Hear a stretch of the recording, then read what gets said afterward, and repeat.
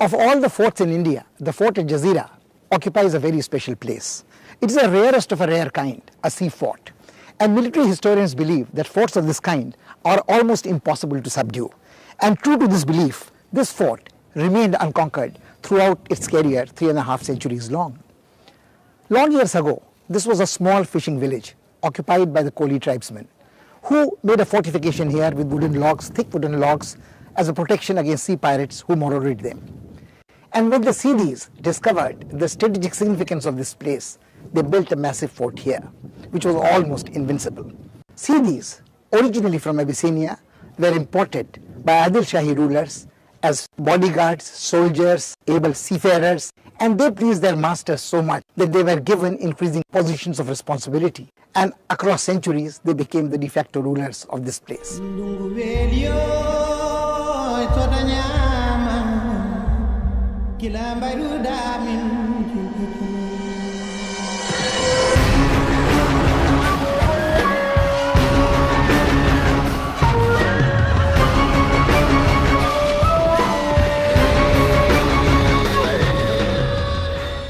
Janzira Fort is built on a small island on the Arabian Sea, just off the coast, 165 kilometers away from Alibag.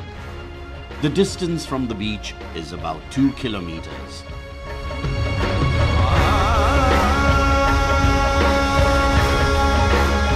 The waves of the sea playfully lap its thick ramparts, crowned with huge towers.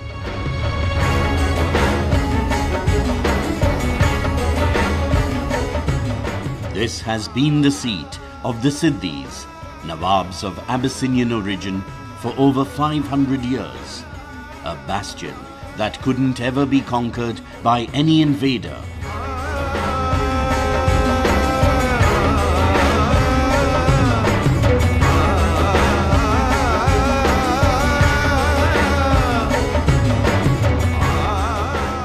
The fort can be accessed only by a small boat capable of navigating the shallow waters.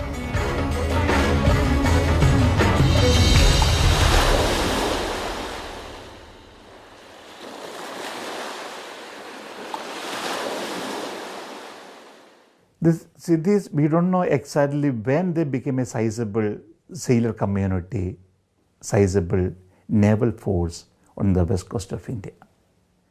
But it's obvious in Portuguese documents that by 16th century and 17th century, they became a formidable force which both the Marathas and the Portuguese feared very much.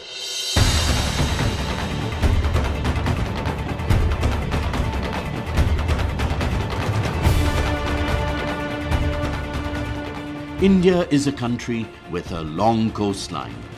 The sea defines the border in a large part of its territory.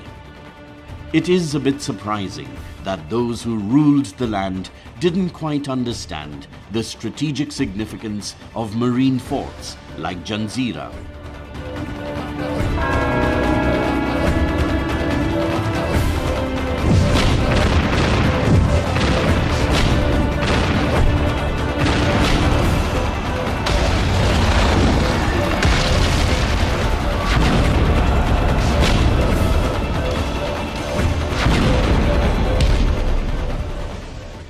The Siddhi immigrant soldiers of fortune saw the possibilities and established themselves here firmly.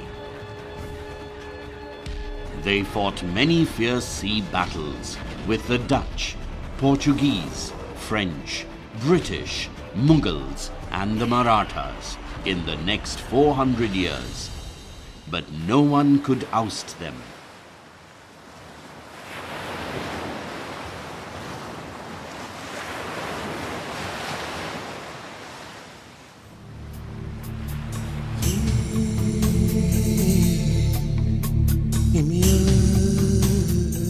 When they first set foot on Indian soil, the Siddhis from Africa served the sultans of Bijapur. Soon they won renown all over the land for their exceptional valor and loyalty. Malik Ambar was the person to attain highest rank from this community.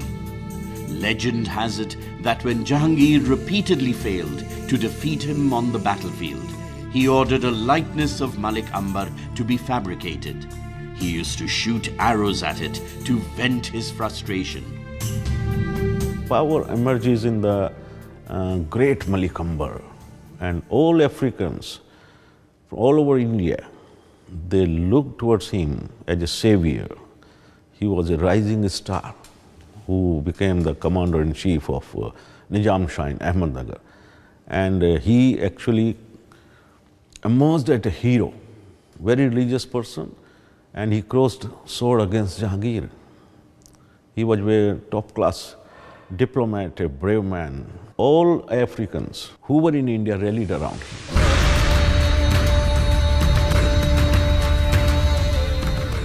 The Arabian Sea surrounding Janzira served as a deep moat, an immense body of water that couldn't be easily crossed by the enemy. The thick, strong walls of the ramparts extended to the very edge of the island, where the waves of the sea break against them. Towers reinforced the defensive armor. Any attempt to scale these could only be suicidal.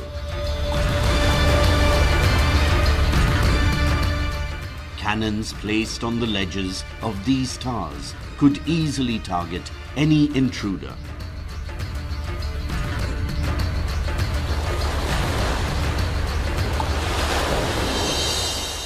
Siddi Khairiyat, Siddi Sambal and Siddi Qasim, they were the fate of Janzira.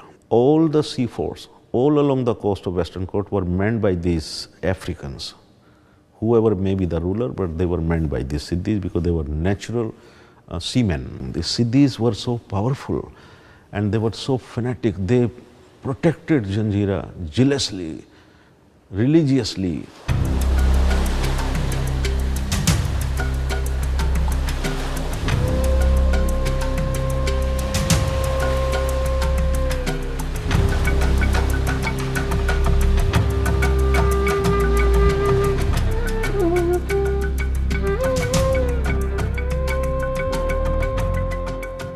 The main entrance to the fort can be reached after climbing a set of slippery stairs. The small boat used to approach the landing point is constantly tossed by the waves, and visitors balance on it precariously. The path ahead suddenly takes a very sharp turn to face a rock-like wall. A small contingent of armed men could maul any hostile forces that somehow managed to sneak past the gate.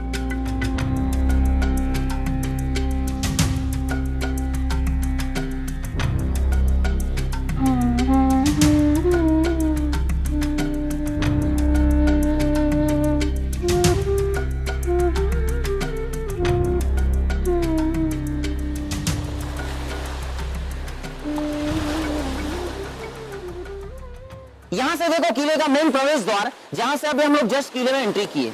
जानते हैं इस किले को gate कितने हैं? इसको 3 gate है, जिसमें 2 गेट इसके बड़े हैं और 1 गेट सबसे छोटा है। बट इसको बनाने वाले ने इसकी रचना देखो कैसी की है। अभी आप जब बोट में से बैठ के आए तो आपने एक बात तो नोट किया होगा, किले का दरवाजा दूर से नहीं दिखाई देता है। हमारा बोट जो है 20-25 फीट करीब आएगा तो ही गेट दिखेगा, वरना दूर से नहीं दिखता है, क्योंकि जितने भी तीनों के तीनों गेट बुर्ज के अंदर छुपाए गए हैं, ताकि जो शत्रु इस पे जो हमला करने के लिए आ रहा है उसे पता नहीं लगना चाहिए कि गेट कहां है।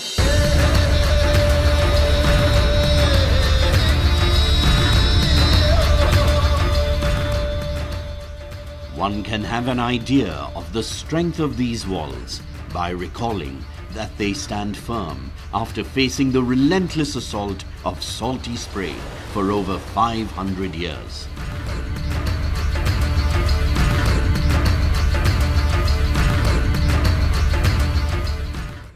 The earliest references to this place are found in the accounts of Greek travelers, where the place is mentioned as Jaziras, obviously deriving from the original Arabic Jazira, that means an island in midst of an ocean. Never has been a place perhaps so aptly named. Historians tell us that it took half a century to build the fort. Those who dwelt here raised ramparts 50 feet high to defeat any assault. There were 19 towers on which were placed cannons that roared to make any enemy despair.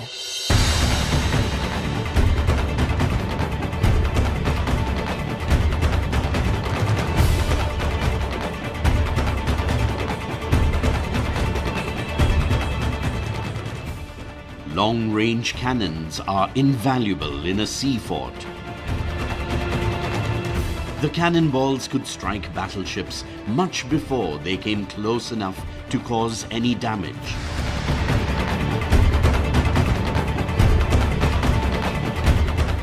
A small spark could ignite gunpowder and cause a fatal explosion. At that time, the ships couldn't carry heavy guns that could retaliate. The Siddhis had placed 500 fire-spewing cannons in Janzira.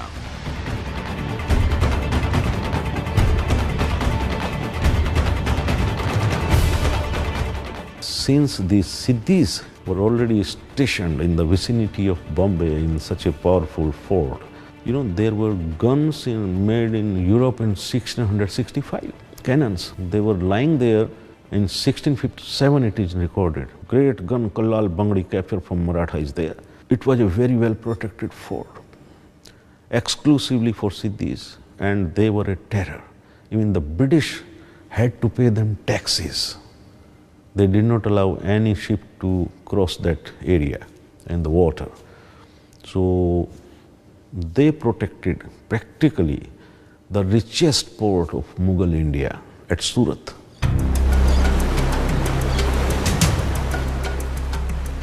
The Siddhis dominated the Konkan coast for a very long time. No other marine power, foreign or indigenous, could match them in a sea battle. Considering discretion the better part of valor, Aurangzeb appointed them to high positions and entrusted them with safeguarding his interests. Shivaji emerged as a Maratha hero. He was another rising star. Meteoric rise it took. He had no navy, and he soon realized that in order to face the British, Dutch, the French, India surrounded as from three sides water, cannot survive. And the people who came as slaves have become ruler by dint of naval power. Why not I should start? So he lured many, almost to 300 Portuguese, and they joined his navy, started building 1659 against the Siddhis. His small navy was getting ready under Darya Sarang, was a Muslim, and he quite successfully started a band of 20 boats, though they could not do much against the powerful, well-built and technically far superior navy of Siddhis, and was defeated as many times as it was attacked. A fierce, bloodthirsty tug of war was waged between the Marathas and the British to occupy and control the Konkan coast.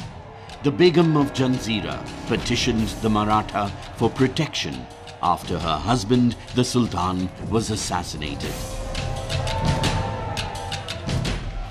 The Marathas raided Janzira, and the British, siding with the usurper Sultan, fought them off. The Marathas could not claim the fort.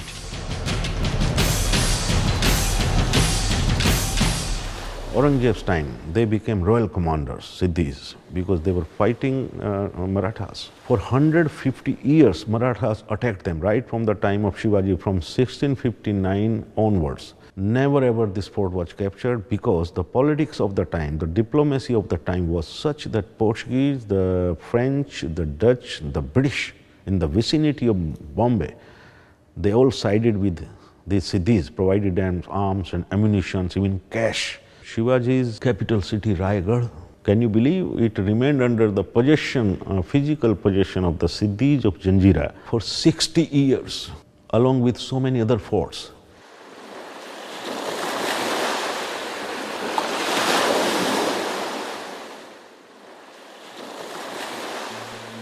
Allah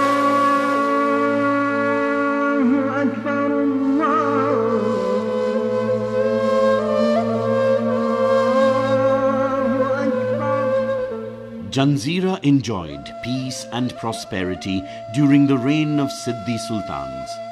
The rulers traditionally maintained intimate relations with their subjects. The sovereigns were treated by the commoners as members of a family.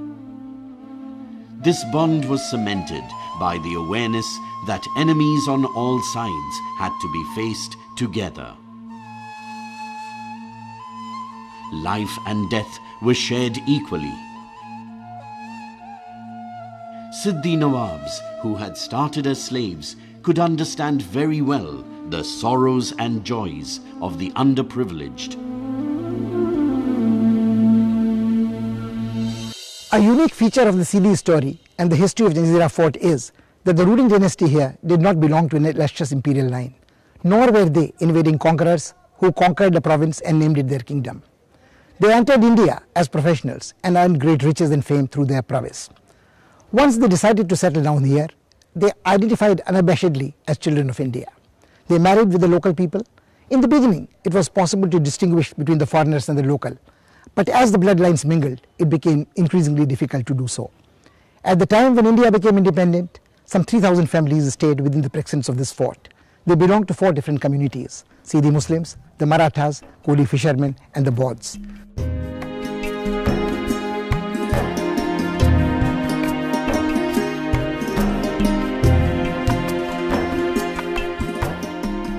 Many different styles of architecture are encountered here. Today the roof may not be intact on this palace, but the ruins bear testimony to its past glory. Not only are the ruins exquisitely beautiful, but they also impart a feeling of immense openness. Sadly, lack of upkeep and repairs have reduced even the royal palace to a shabby pile of rubble.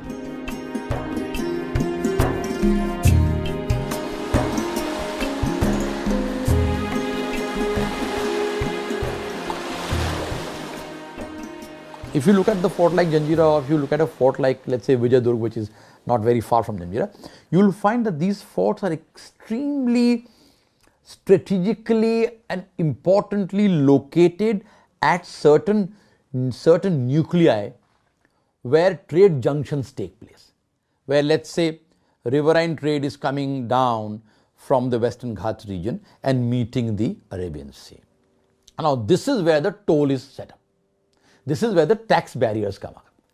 This is where the local navy actually inspects which ships are carrying passes of which cruiser. And this is where the confiscation of ships can also take place. So most of these forts you will find are situated at the mouths of rivers.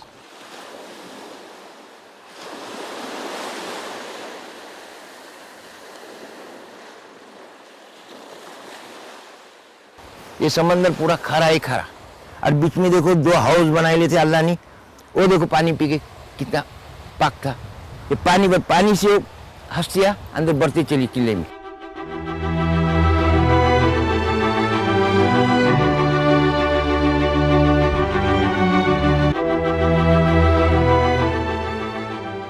A plentiful supply of sweet drinking water came to the rescue of those who dwelt here in times of long sieges.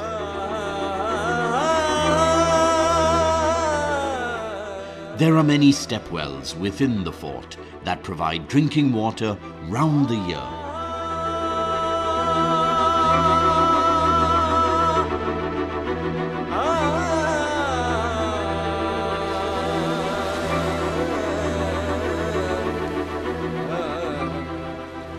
This seat of Siddhi Pa attracted traders from far and near and became a halting stage on commercial routes.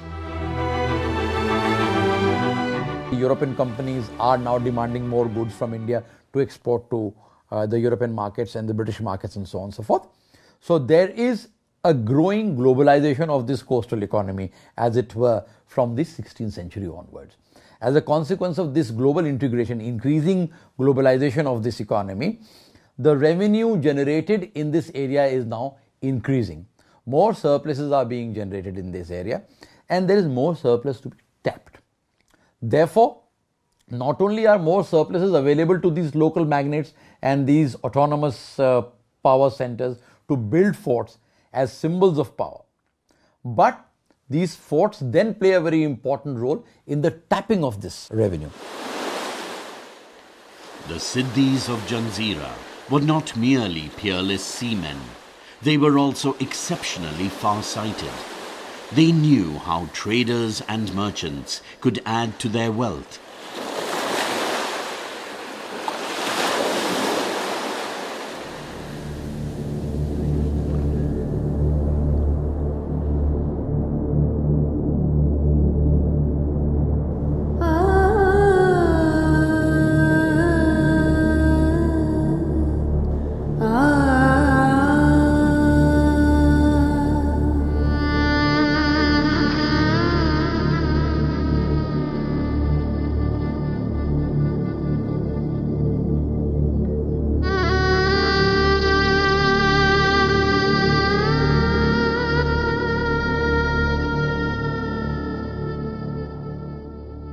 The sprawling ruins that we see from the ramparts of the fort at Janzira tell a sad tale.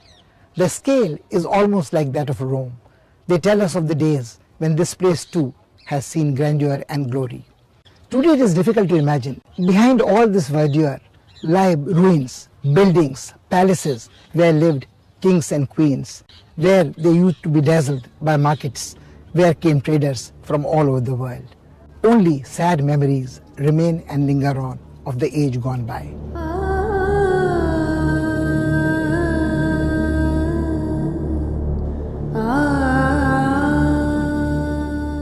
This fort has been a witness to an important chapter in India's history. The slaves from Africa carved a unique niche for themselves by their brave deeds and intelligence in the Deccan.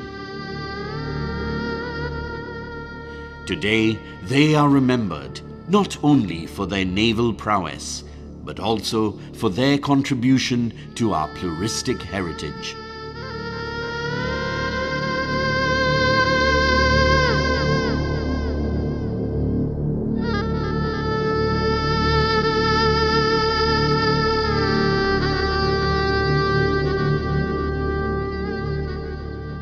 It seems that these ruins know that the old days of glory will never return.